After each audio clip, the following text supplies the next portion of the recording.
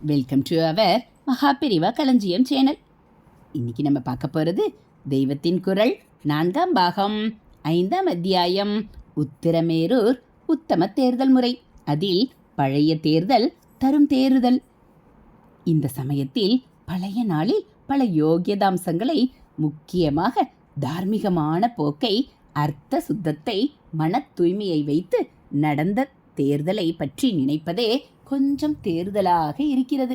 குறிப்பாக கட்சிகள் பல தினசில் பணம் பண்ணி அந்த பலத்தில் அபேட்சகரை நிறுத்தி வைப்பது, அவர் கட்சியிடம் வாங்கி கொண்ட பணத்திலேயே ஏப்பம் விடுவது, அல்லது எப்படியும் ஜெயித்தாக வேண்டும் என்பதில் அதற்கு மேல் தானும் சொந்த செலவு ஏகத்தாராக செய்வது. கட்சிக்கே பணம் கொடுத்து தங்களை நிறுத்தச் செய்பவர்களும் இருப்பார்கள். பணத்தை சரியான வழியிலும் தப்பு வழியிலும் செலவழித்து ஓட்டு பிடிப்பது, அப்புறம் தான் செலவழித்ததற்கு வட்டியும் முதலுமாக தன்னுடைய பதவி காலத்துக்குள் சம்பாதிப்பது. இப்படி தான் கெட்டது போதாதென்று ஜனங்களையும் ஊரையும் லஞ்சத்தால் கெடுப்பது. ஊருக்கு ஊர் எப்போது பார்த்தாலும் கட்சி அரசியலில் சக்தி விரயமாவது என்கிற அதர்ம பட்டாளத்தில் எதுவும் இல்லாத ஒரு முறை அப்போது அனுசரிக்கப்பட்டது என்பதை அறிய ஆறுதலாக இருக்கிறது.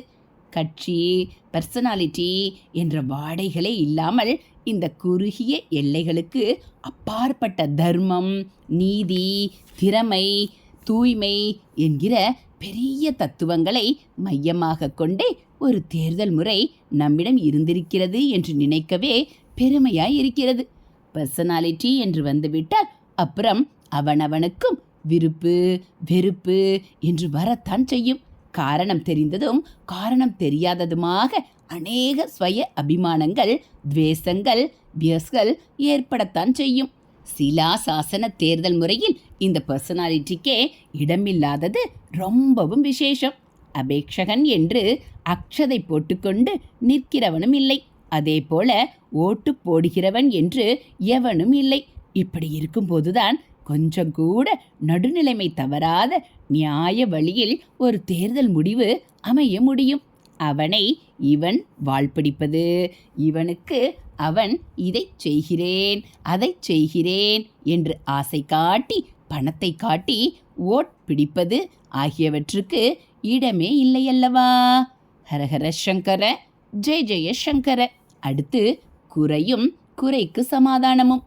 இந்த ஏற்பாட்டிலே ஒரு குறை தோன்றலாம். எல்லா அபேட்சகரும் ஜன ஆதரவு பெற்றவர்கள்தான் என்றாலும் இப்படிப்பட்ட பல அபேட்சகர்களில் மற்றவர்களை விட அதிக ஆதரவு பெற்றவனே எலெக்ட் ஆக வேண்டுமென்று இல்லாமல் அவனை விட குறைச்சல் ஆதரவு பெற்றவன் எலெக்ட் ஆகவும் இடம் இருந்திருக்கிறதே என்று குறை தோன்றலாம். குழந்தை ஓலையை எடுப்பதில் இப்படி நடக்க இடமுண்டுதான். ஆனால் தற்போதுங்கூட மெஜாரிட்டி ஓட்டார்களின் ஆதரவை பெறாமல் 30-35% ஓட் வாங்கினவன் தேர்தலில் பெற இடம் இருக்கத்தானே செய்கிறது. எதிலுமே இப்படி ஏதாவது வீக் பாயிண்ட் இராமல் போகாது. ஆனால் இப்போது எலெக்ட் ஆகிறவர்களில் மெஜாரிட்டி பெற்றே ஜெயித்தவர் கூட உத்தமராகத்தான் இருக்க வேண்டும் என்பதற்கு தேர்தல் விதிகளில் எந்த உத்தரவாதமும் இல்லாமல் இருக்க, அப்போதோ ஓலைகளில் பெயர் போடப்பட்ட எல்லோரும் உத்தமர்களாகத்தான் இருக்க வேண்டும் என்று தீர்மானமாக விதி இருந்ததை கவனிக்க வேண்டும். எனவே பாப்புலாரிட்டியில் கொஞ்சம் முன்னே பின்னே இருந்தாலும் எந்த அபேட்சகருமே நிர்வாக திறமையும் தூய்மையும் உள்ள உத்தமமான நபர்தான் என்பதால் இந்த அம்சம் ஒரு பெரிய குறையாக நினைக்கப்படுவதற்கில்லை. மத்தியஸ்தர்களையும் நம்பிமார்களையும் கொண்டு ஒரு குடும்பின் யோகியதாம்சம் பெற்ற அபேட்சகர்களுக்குள் யார் பாப்புலாரிட்டியில் முதல்வர் என்று அறிந்து அப்படிப்பட்டவரை தேர்ந்தெடுப்பதற்கு தாராளமாக வசதி இருந்தும் வேண்டுமென்றேதான் அப்படி செய்யவில்லையோ என்று கூட தோன்றுகிறது. இந்த முறையில் விளைவான மெஜாரிட்டி மைனாரிட்டி மனோபேதமும் துவேஷமும் ஏற்பட இடம் கொடாமல் எல்லோருக்கும் பொதுவாக ஏகோபித்த உணர்ச்சியோடு காரியங்கள் நடக்க வேண்டுமென்ற உசந்த அபிப்பிராயத்தில்தான் ஜன ஆதரவின் ஏற்ற இறக்கங்களை கணிக்காமல் குழந்தையை விட்டு ஓட்டெடுப்பு நடத்தி இருப்பார்களோ என்று தோன்றுகிறது. நவீன கணித சாஸ்திரத்திலும் திட்டவட்டமாக இல்லாமல் ஒரு உத்தேசத்தில் செய்வதே சரியானதாகவும் அமைந்து விடுவதாக ஒன்று சொல்கிறார்கள். இதை ப்ராபபிலிட்டி டெஸ்ட், ஹேஷ்ய பரீட்சை என்கிறார்கள். பகவானின் உத்தேசம்தான் குழந்தை மூலம் வருகிறது என்று மனசார நம்பி ஒரு தேர்தலை நடத்துகிற போது அதில் தேர்ந்தெடுக்கப்பட்டவர்தான் அதிகமான பகுஜன ஆதரவு பெற்றவராய் இருப்பார் என்ற ப்ராபபிலிட்டி, சாத்தியக்கூறு பலமாகவே இருப்பதாக கொள்ளலாம். எத்தனை நல்ல ஏற்பாடானாலும் எதிலேயும் ஏதாவது குறை இல்லாமல் இருக்காது. இதெல்லாமே முடிவிலே மாயா பிரபஞ்ச சமாச்சாரங்கள் தானே. அதனாலே எங்கேயாவது கொஞ்சம் அபூர்ணமாக மூலியாக ஒன்று இருந்தால் இன்னொன்று இல்லை என்னும்படியாகத்தான் இந்த லோக நடப்பு எதுவுமே இருக்கும். அப்படி இந்த உத்தரமேரூர் தேர்தல் முறையிலும் சில இருக்கலாம். உதாரணமாக 70-80 வயசுக்கு மேலே போயும் நல்ல கூரறிவோடு ஆலோசனை சொல்லக்கூடிய சிலரை நாம் தற்போது பார்க்கிறோமே. இப்படிப்பட்டவர்களை ஏஜ் லிமிட் விதியினால் ஒதுக்கி வைப்பது சரியா என்று கேட்கலாம். இதே மாதிரி ஒரு மெம்பரின் ஆத்ம பந்துக்களுக்கு இடமில்லை என்பதை பார்க்கும்போது நிரம்ப யோகியதாம்சங்களோடு மோதிலால் நேருவும் ஜவஹர்லால் நேருவும் இருந்திருக்கிறார்களே. அப்பா பிள்ளை என்ற ஒரே காரணத்துக்காக இவர்கள் ஒரே சமயத்திலோ அடுத்தடுத்தோ சபையில் அங்கம் வகிக்கப்படாது என்று பண்ணலாமா என்று தோன்றலாம். இப்படியே விட்டல்பாய் பட்டேல், வல்லபாய் பட்டேல் என்ற சகோதரர்கள் இருந்திருக்கிறார்கள். இப்போது முதலியார் பிரதர்ஸ் ஏ ராமசுவாமி முதலியாரும் ஏ லக்ஷ்மணசுவாமி முதலியாரும் இருக்கிறார்கள். இவர்களெல்லாம் உறவு முறையை கொண்டு தேச நலனுக்கு மாறாக சுயநலமாக எதுவும் பண்ணிக்கொள்வார்கள் என்று நினைப்பது சரியில்லைதான். ஆனாலும் உள்ளூர் சபைக்கும் மத்திய மாகாண சட்டசபைகளுக்கும் உள்ள வித்தியாசத்தையும் நாம் மறப்பதற்கில்லை. உள்ளூரில் மெம்பர்கள் எல்லாரும் நன்றாக தெரிந்தவர்களாய் இருப்பதாலும் அது ஸ்மால் ஸ்கேல் சிறிய அளவு நிர்வாகமானதாலும் எல்லாரையும் சரி கட்டி அவர்கள் வாயையும் கட்டி அநேக தப்புத்தண்டாக்களை மூடி மறைத்துவிட முடியும்.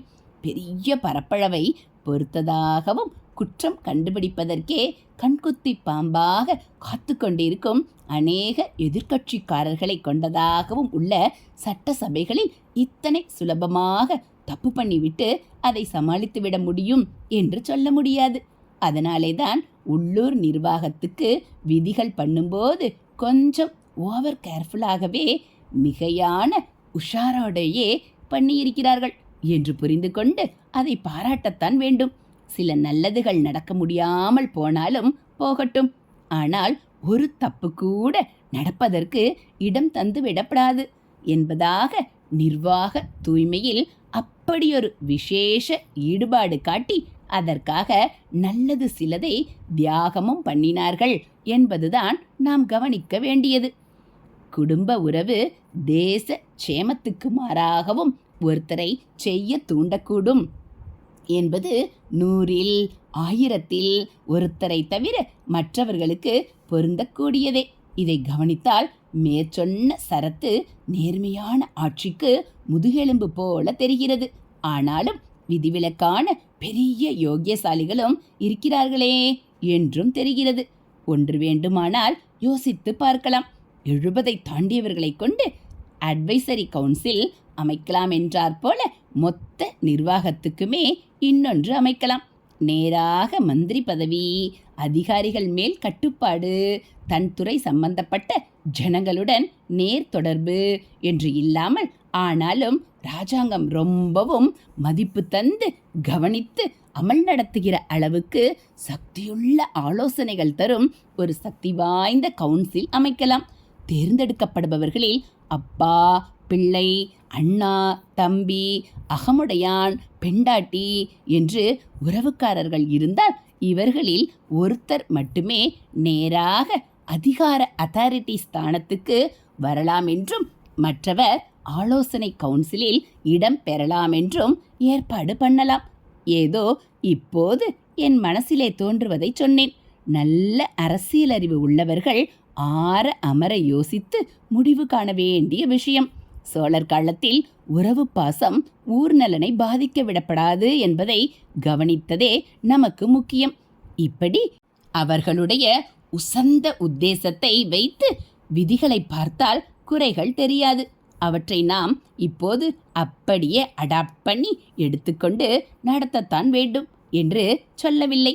ஆனாலும் அவற்றில் இருக்கிற அடிப்படை உண்மைகளை நாம் நிச்சயம் கவனித்து அவற்றை சமய சந்தர்ப்பங்களை பொறுத்தும் தேச கால வர்த்தமானங்களை ஒட்டியும் எப்படி கொஞ்சம் மாற்றி அடாப்ட் பண்ணி கொள்ளலாமோ அப்படி பண்ணினாலே நாட்டுக்கு நல்லது என்று காட்டத்தான் இத்தனை சொல்வதும்.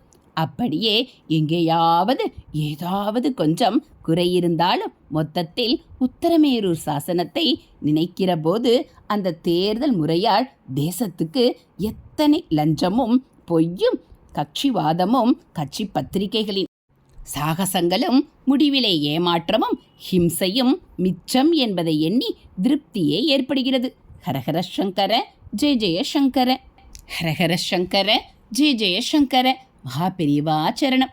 இது போல் தெய்வத்தின் குரல் பகுதிகளை நீங்கள் தினந்தோறும் கேட்கணும் அப்படின்னா மறக்காமல் நம்ம சேனலை சப்ஸ்கிரைப் பண்ணுங்கள். கூடவே பெல்லைக்கானை கிளிக் பண்ணி ஆளுங்கிற பட்டனையும் அழுத்திடுங்க. நம்ம சேனலில் வரக்கூடிய தெய்வத்தின் குரல் பகுதிகள், மகா பெரியவா மகிமை, ஆன்மீக கதைகள் எல்லாம் உங்களுக்கு பிடிச்சிருந்தா ஒரு லைக்கும் கமெண்ட்டும் கொடுத்து உங்களுக்கு தெரிஞ்சவங்களுக்கும் ஷேர் பண்ணுங்கள். தேங்க்யூ.